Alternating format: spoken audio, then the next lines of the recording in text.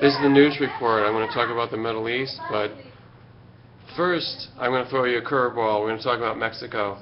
In the town of San Pedro, there was a huge gas explosion, and it blew up the street, leaving a huge crater, and many thousands of people were evacuated. So this is an infrastructure problem.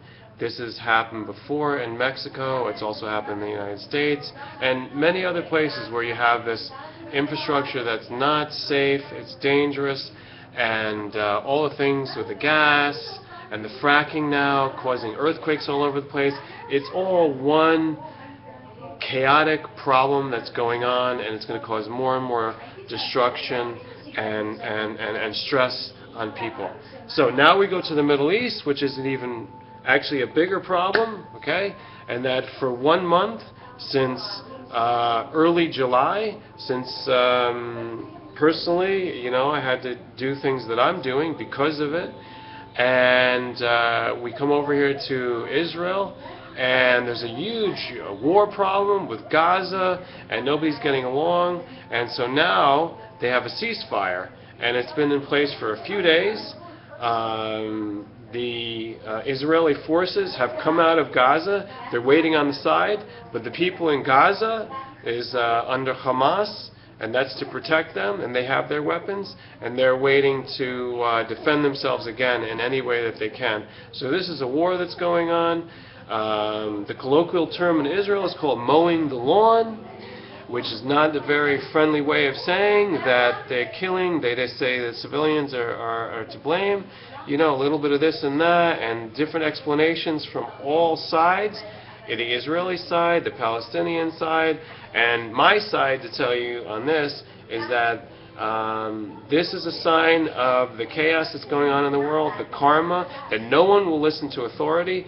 They need to bring it to the UN, but the UN, unfortunately, is not a court. And part of the reason the international dissension against this, why they had to get out of there, and also the United States says, no more of this. This is not going to be tolerated. You hit a few UN schools, so it's got to stop. The pullback happened because these were the constraints, and there's another constraint because they killed 63 or 64, by last count that I heard, of Israeli military forces. So this is too much. The people of Israel are not going to tolerate this, and the people of Palestine is not going to tolerate their losses, which is larger in number. But they are always being blamed for being the ones that started this. What's my opinion from hearing all these sides is that nobody started this. This is started by everybody. And that's the problem, is that you will only solve this when you listen to an authority above and beyond yourself. And at this time in the world, there is none. There is no authority. So the world is equally divided on this. I see this, opinions from Europe to Asia to Africa to South America. And I'm going to end this video on the next report, which is talking about the leader of Obama making an announcement from his military-industrial complex that they will be allowed to take airstrikes into Iraq again. So the man who ran on promises to get the conflict out and that America would not be involved in Iraq or Afghanistan, as he said, they're now escalating the whole conflict. So it's going to be airstrikes. And what I thought, since a couple months ago when they were saying this whole thing is deteriorating again, and a lot of the vets are asking, well, what was the whole thing for? This was the whole thing was for, to have an endless war that the President Bush Jr. said would go on forever without any end, because they're a bunch of people that can't solve any problems. They are problem causers.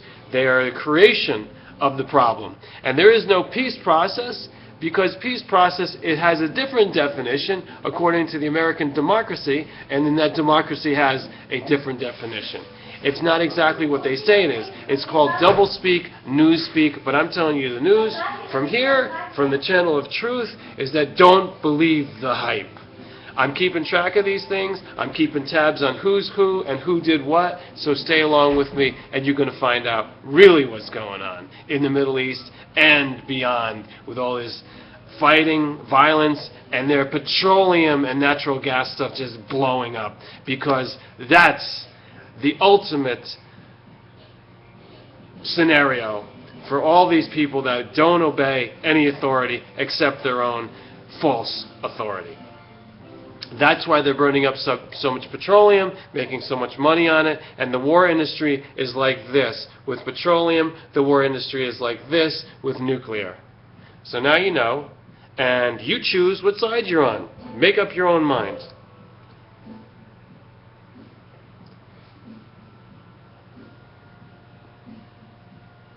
Now that you know what side I'm on.